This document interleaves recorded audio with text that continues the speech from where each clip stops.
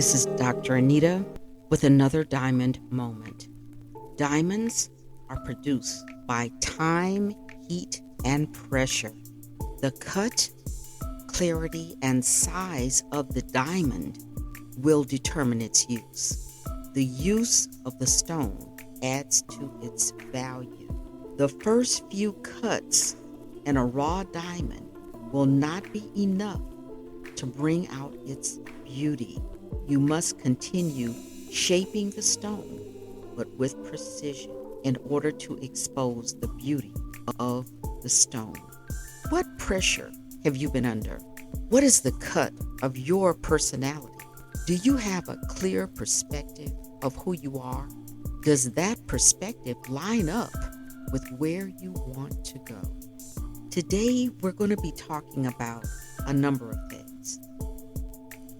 One being definitions. In order for us to talk together, we have to understand exactly what's being said.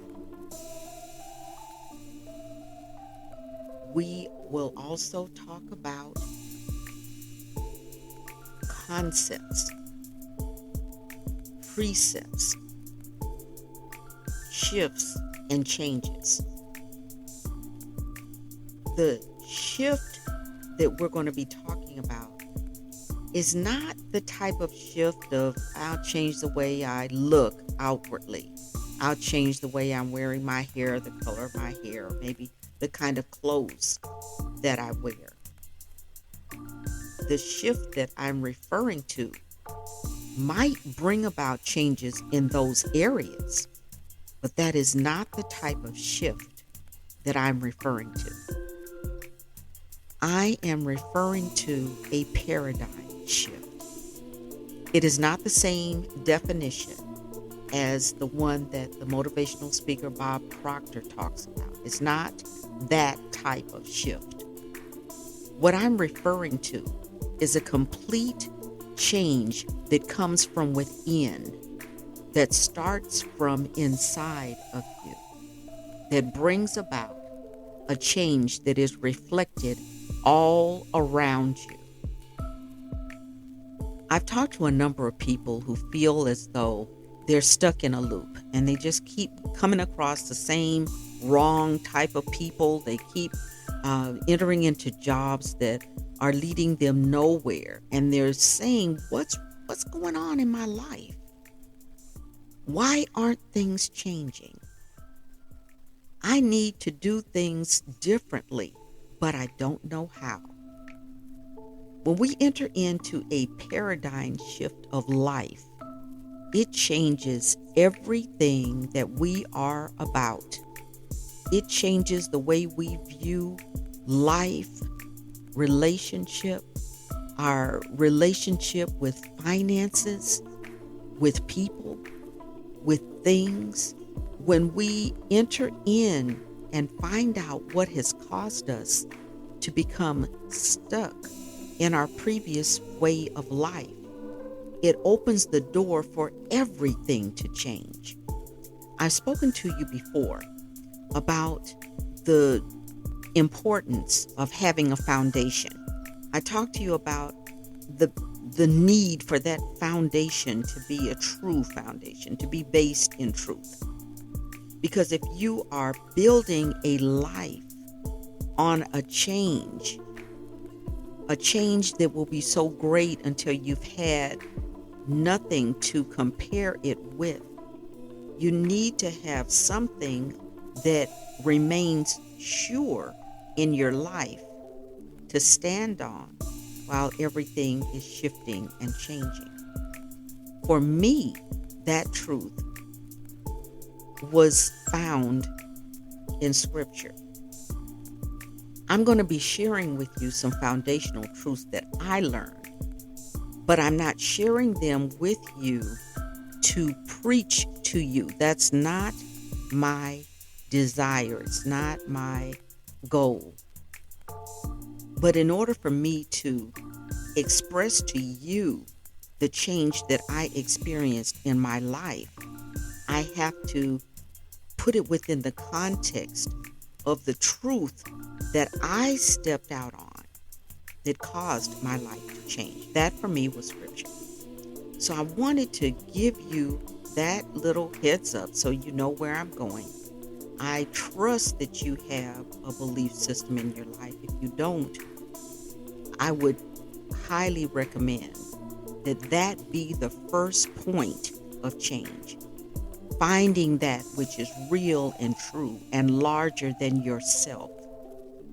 Finding a place where you can be assured that as you grow and change, it is resting on a foundation of truth that will remain true. I learned through scripture how it is supposed to work. We're supposed to take in small pieces of information, combine those pieces of information, and get to a point of maturity where we can make decisions. Okay? What scripture says is that the way that we learn is line upon line, precept upon precept, here a little, there a little. What I want us to focus in on is the term precept. Line upon line, precept upon precept, here a little, there a little. So what this is a precept would be learning the way something works.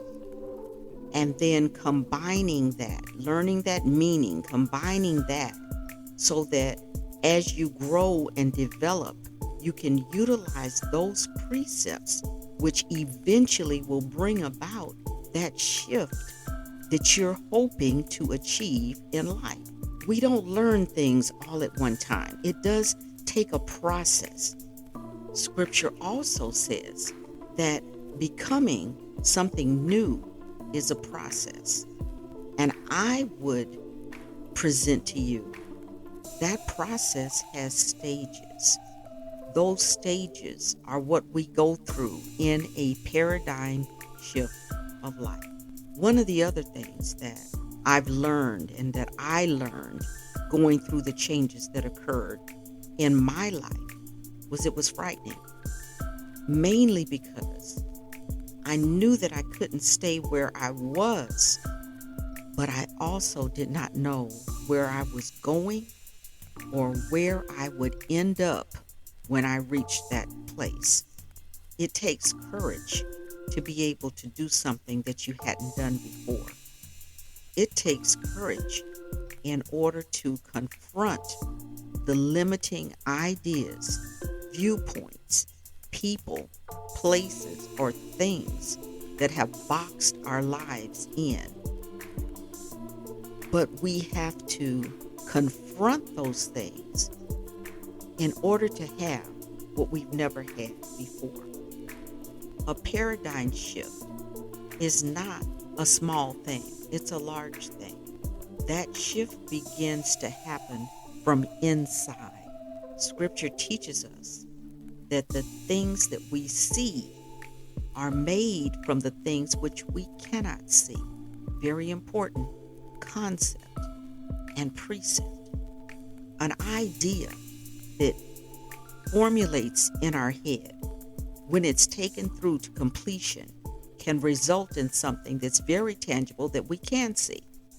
Making a chair that we'd sit in goes from an idea and concept in our head, is translated through our hands in order to produce a chair that we can actually sit in.